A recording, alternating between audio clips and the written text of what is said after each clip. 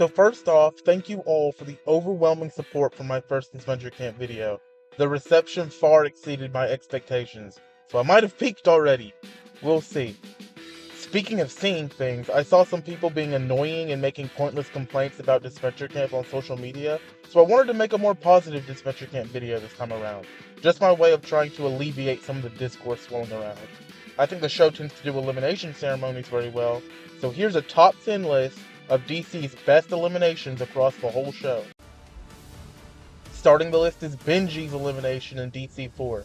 One of my favorite aspects of that season is how much of a butterfly effect even the smallest vote can have, and Benji's elimination is a great example. It set up a three-way tie. 3 votes Benji, 3 votes Zaid, 3 votes Anastasia, with only 1 vote left. It came down to the wire. I know it would be terrifying to be in that position in real life. Trevor's voice performance when reading the votes was engaging too.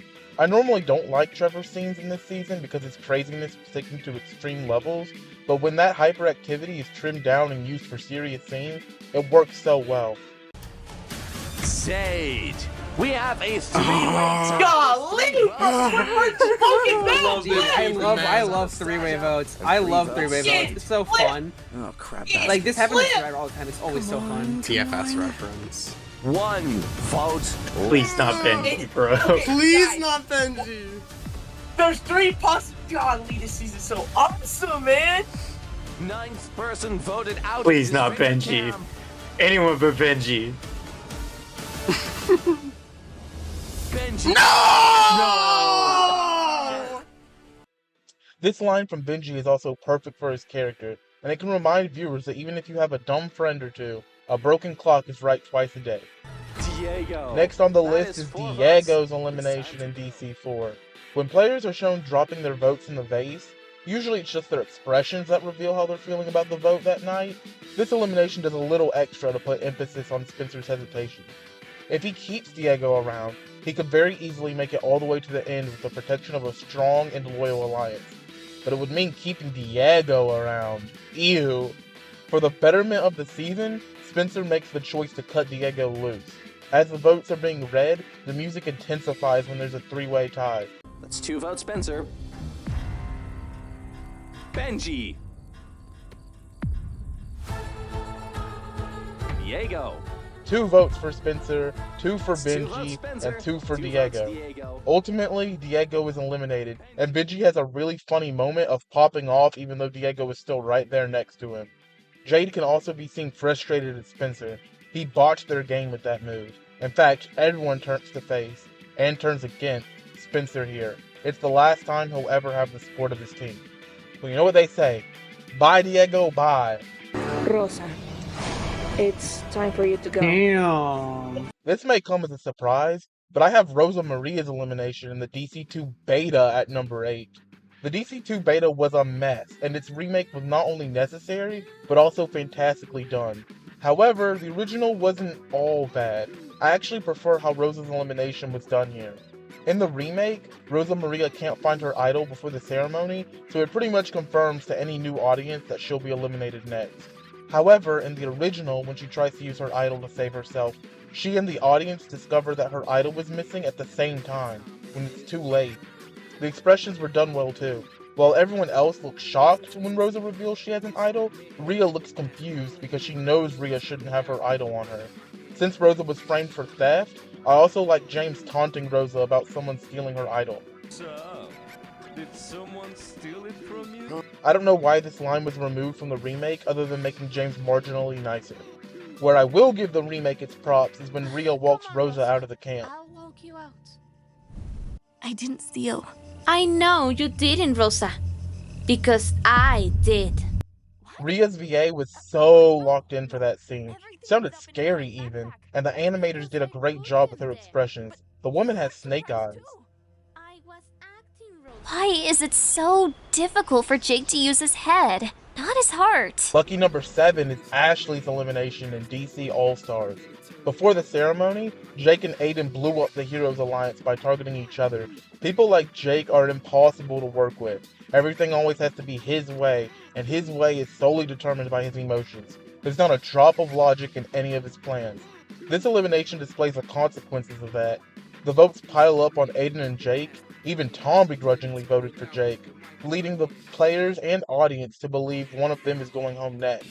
Instead, the villains cleanly sniped Ashley, the hero's leader, out of the competition uncontested, and it's all because Jake and Aiden couldn't pull it together. The hero's reaction to the blindside is gold, and Jake even has a meta line, "You should still be here," possibly referencing the original timelines where Ashley was slated to win. It's very satisfying to watch the consequences of Jake's actions unfold, and this is where DCAS peaks with its elimination ceremony, because the gameplay in that season was booty buns. Fifth person voted out of Disventure Camp.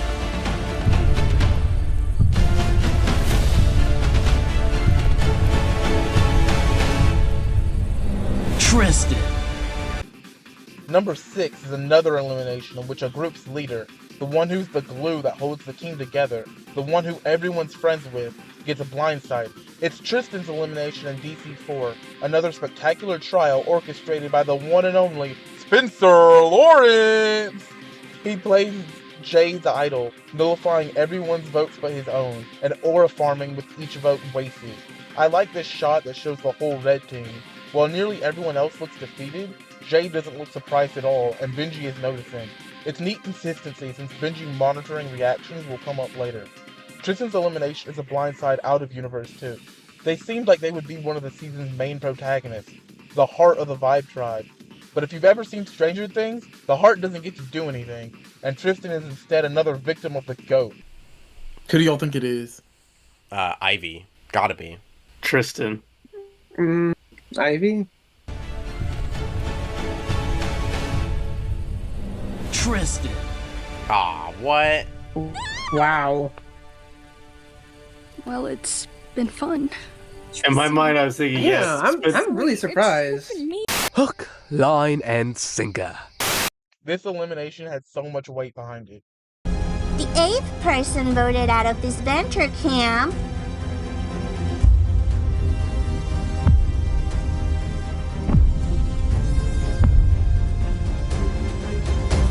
Blake. Breaking into the top 5, we have Lake's elimination in the DC2 remake. This one was a huge step up over the beta. Originally, Hunter and Allie were arbitrarily given immunity in order to force the massive Nice People Alliance to pick off one of their own. In this timeline, Allie uses a vote blocker advantage to even the odds instead. It's really funny when the hosts force Aiden to step up to the voting booth just to stand there. His vote is void, he can't do anything. This trial was also Ria's first step into villainy, and she pulled it off in such a unique way. Never before has the character scribbled someone's name with deliberately bad handwriting in order to disguise their vote and make sure it doesn't trace back to them. Ria even doubled down and used the ambiguous handwriting to frame James. Rosa and Aiden's are all Lake's friends, so... The two targets for this elimination, Hunter and Lake, were chosen well too. Hunter offered Lake the opportunity to join his alliance, but she thought she'd be safer with the Nice People, a choice that would ultimately lead to her downfall. There was a snake in her midst, a wolf in sheep's clothing, a Ria. 8th person voted out of Disventure Camp. Anastasia. 3 votes. I originally had this one at number 8, but the more I wrote about it, the higher it kept moving up, or down depending on perspective. It's Anastasia, her first elimination at least, where Spencer once again plays a major role. He preyed on not just her paranoia, but also her pride, convincing her to vote herself out. Spencer's so good at narrowly avoiding elimination, and it's exciting to watch every time. It's a good character moment for Anastasia too. Really displays early on how she doesn't trust anybody but herself. It's a double-edged sword. Despite paranoia's obvious drawbacks, Anastasia's trust in herself is still well placed. She can't trust anyone to put the final nail in Linda's coffin but her, so she offers herself up in the comeback challenge. The comeback challenge itself is super fun too. It's a tug-of-war between the two competing players, but with 3 surprise twists. 1, they'll have teammates, and 2, they pick teammates for the other player. This influences them to put their allies on the opposite team, hoping they'll throw the match. But the 3rd twist throws a wrench in that. If the helpers win, they gain immunity in their next elimination ceremony. This is a crucial decision for the helpers. They have to choose between guaranteed immunity, short-term profit, or keeping an ally in the game for the numbers, long-term profit. Anastasia picked Natalia as Linda's helper, expecting her to throw, but Nat vying for the immunity widened the crack in their relationship, which will come back to bite them later in episode 17. Anastasia, welcome back to the game. But Natalia didn't make it easy. My list of enemies continues to grow. Linda is amazing here too. She's one of the few characters to have a functional memory of Logan flipping, she's funny, and she aura farms. Both know the first rule in this game is never fall in love. But now, you'll learn this lesson and see your little girlfriend soon. When she unfortunately loses, her conversation with Richard is really sweet. The two have the best dynamic of the whole season. Linda is one of the top 3 characters I want to see return for a future season next to Ted and Isabelle. Her last words also planted the seeds of Anastasia's arc. An arc that never bloomed because the season fumbled the ending, but the seeds were there. And I usually give my best wishes to people I respect, so... Okay, Heike, she ate that.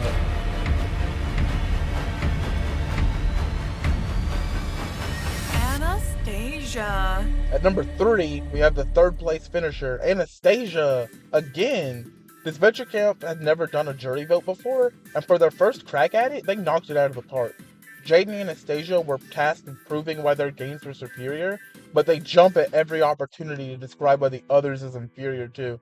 Jade calls out Anastasia for receiving so many votes over the course of the season, and Anastasia effectively calls her opponent Jade GTT. I never once voted personally, unlike Anastasia. None of my moves were done maliciously, only strategically. The only word that can be associated with her. Benji's jury question plants more seeds for Jade's possible arc of coming out of her show in the finale.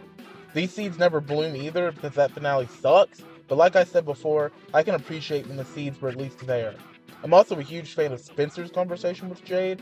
Despite how rocky their alliance was, they do respect each other's intelligence and formed a genuine friendship. And after, we will part ways. Just like that? Just like that. Honestly, I find myself wanting to be friends. As ridiculous as that sounds. Just as ridiculously, I agree. Additionally, I found it very telling but also quite comedic when Anastasia couldn't answer Marissa's jury question. That's right, girl, go! Give us nothing! Natalia's interjections were hilarious too. Who you may have directly or indirectly eliminated. Directly. Betrayed me. She brought back the humor the season lost when Benji, Richard, and Natalia herself were all eliminated consecutively. And it's touching when Jade shares with the class that her new friendships with Isabelle, Benji, and Spencer mean a lot to her. She's peeking out of her shell just a little bit. She really is not the bot people pretend she is. But as Anastasia said, it got me here, so it must have served some purpose. Ugh, clubby kid. Anastasia can be funny too, not gonna lie. When it's time to read the votes, it's extremely suspenseful. Emily paces out each vote reveal perfectly. Everyone is shivering in anticipation in their own way. Even I was on the edge of my seat. Watching this ceremony live will always be one of my favorite Disventure Camp memories. I was praying for a Jade win, so I popped off when Anastasia was finally eliminated. Don't get me wrong, I think Anastasia is a great character, but Jade was my ride or die ever since Spencer's elimination. I'm so glad Jade won the whole season after that. The person voted out by jury missing out on the finale is...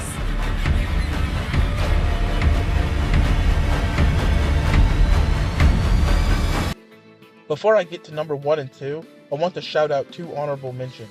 The first is Carol's elimination in the DC2 remake, simply because it demonstrates how far Odd Nation Cartoons writing team has come. It's written infinitely better in the remake than the original.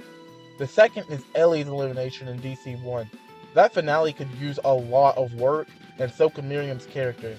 But the fact that the old lady pretended to have a heart attack so the financially struggling college student would come to her aid, but she is then sabotaged and betrayed and loses the chance to win a life-changing amount of money is frankly so absurd that I have to give Aunt credit for the idea. Execution wasn't there, but if they were to write that again, it'd be iconic. Yes! Ellie is out of the game. I can't believe it. Aw, I'm sorry, Ellie. What the hell was that? After everything that has happened in this game, I lose a chance at fixing my life because of that? 11th person voted out of Disventure Finally, Camp. the second best elimination ceremony in Disventure Camp history, Anastasia! For the third time in a row, she's on a roll. Okay, not really, but Anastasia was heavily involved, because I'm referring to the Marissa and Anastasia tiebreaker, masterminded by Isabelle. This ceremony is amazing, not for Anastasia and Marissa, they were extremely overdramatic and dragged the ceremony down. The episode is fantastic because of Isabelle. She obtained her immunity idol within the first 2 episodes, and held on to it for so long. That kind of patience with an idol has never been seen before. Like the GOAT before her, Isabelle aura farms with each vote she nullifies with her idol. They tried to drop a nuke on her, but a divine miracle protected her from all harm. Emily once again does an excellent job reading the votes with her snarky and dramatic flair. I'm looking forward to her hosting in Fans vs. Favorites. The ceremony also parallels Spencer's idol play. Everyone turns to face Isabelle, just like with him, but she's made peace with her decision. It's between her and God. And the tiebreaker is between 2 lovers. It's so devilish and genius. During the tiebreaker, I like to imagine that Anastasia and Marissa aim for each other's targets in an attempt to save the other. Their throws have an odd curve to them, so it's not impossible. One last small thing, it's a sick shot when Emily announces the winner. The way she points seems like it's a reference to something. You stay in the competition. She's about a fucking idol. Let's go. I forgot about the captions. Whoops. Oh, there are none. That's why. God damn it. Hell yeah. There we go. Where did you get that? Wait, that was so fucking funny. That was a great And on delivery. the 7th day, the Lord said, "Let Isabelle be immune." That's so awesome.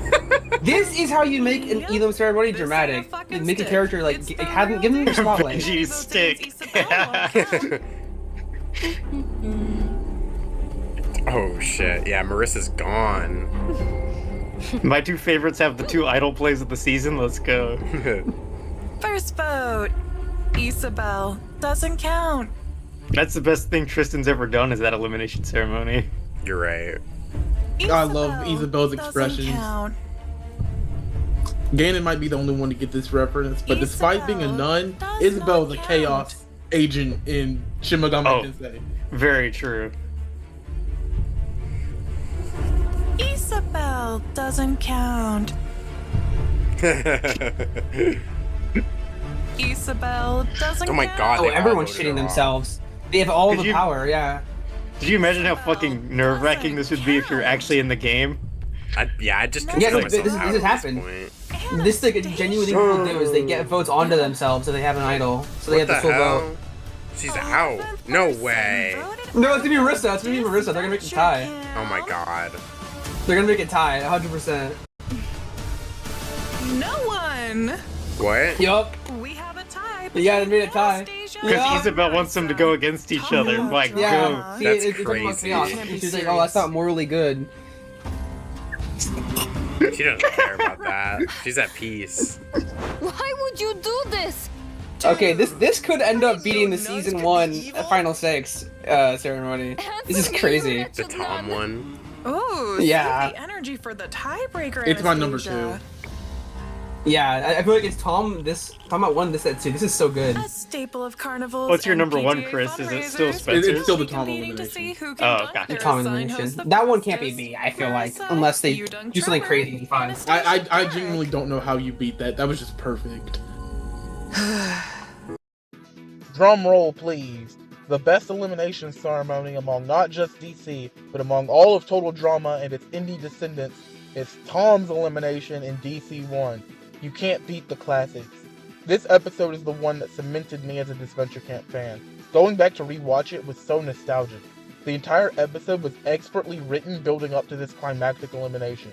Ellie takes advantage of Jake's gullibility to drive a wedge between him and Tom Tom admits that he likes Jake less and less because of Jake's consistent emotional immaturity. When Alec and Fiore tell Ellie to vote for Jake, it doubles as a lie to the audience, tricking them into believing Jake is the target. In actuality, they just needed Ellie's shocked reactions at the blind side to be real. The panic discussion right before the votes are read is intense. Ellie is confused, Jake is once again begging for forgiveness, and even though Tom is hesitant, Miriam convinces Tom to give Jake another chance because she thinks she knows what's best for them. It creates such a chaotic environment in which Tom doesn't have the time to think things through, and Fiore puts pressure on him to come to a decision quickly. We've had great idol plays throughout DC, but so far, this is the only misplayed idol. Tom uses his totem to save Jake, but Alec and Fiore had secretly voted for Tom, and Jake, who Tom extended an olive branch to, it returned the favor with distrust, impulsiveness, and Tom's name on his parchment.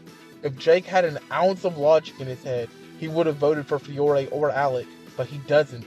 Jake does not act with logic, and Tom knows it before the final vote is even read. Fiore knows it too. She's calm throughout the vote reading despite having Ellie waste her vote. She's banking her survival on Jake's incompetence. While Miriam blames Alec and Fiore for Tom's elimination, Tom rightfully blames Jake, and he storms out of the camp, ending their relationship. Whoever wrote that cooked so well, Gordon Ramsay would be impressed.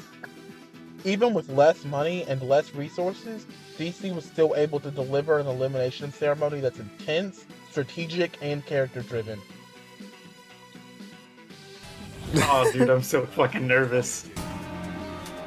What? No, why is he thinking? Stop thinking. Just write. Cast your votes and it's time for me to finalize them.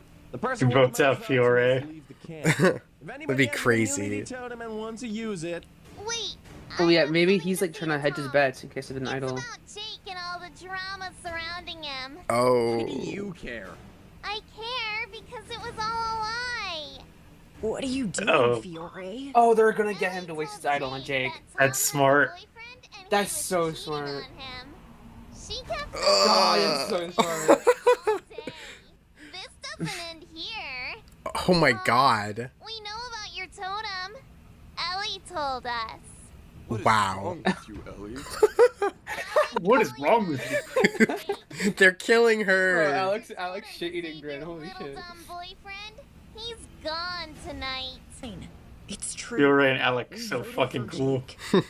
The plan was him tonight.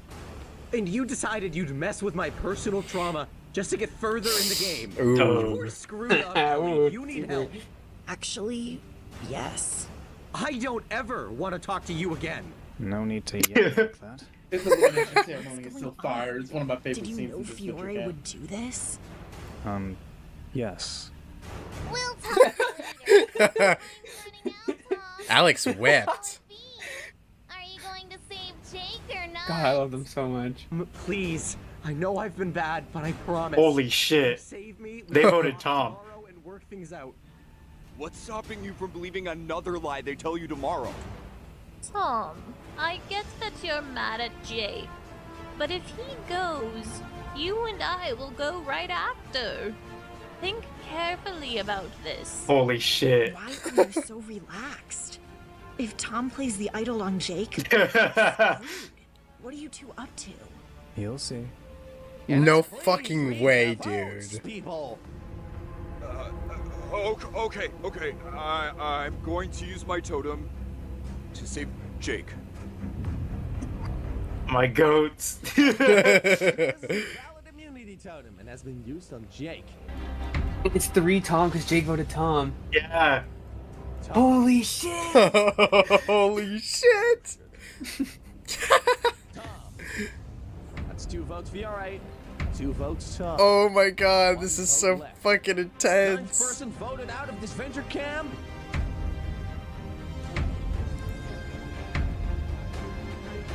Oh, he knows. Oh! It was fire. We fell for their trap again. That's some like Danganronpa shit right there. Tom, I'm sorry. Please, you have to forgive me. Shut up. You Whoa. and I are done. Oh. Don't ever speak to me again. Oh! You'll regret this, Ellie. My goats. Abso-fucking-lutely. Like tribal councils in Survivor, where there's like just 8-9 minutes of whispering back and forth between everyone at the Elam area, and like some crazy play happens. That's what that reminded me of, and I honestly can't fault them for going the quote unquote Survivor route because that was so fun. That was probably one of the best elimination ceremonies I've ever seen. Yeah, I can't even lie. Like I can't. Even, I can't even be like, no, my total drama's better.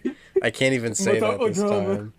It's on the level of fucking Roblox Alejandro playing an idol. Those, if you know, you know. So that's the list. Do you agree or disagree with any of the placements? Let me know in the comments. I have some disagreements with the list for sure. After typing all of this out, I think Diego's elimination should be number 1. Because it got rid of Diego.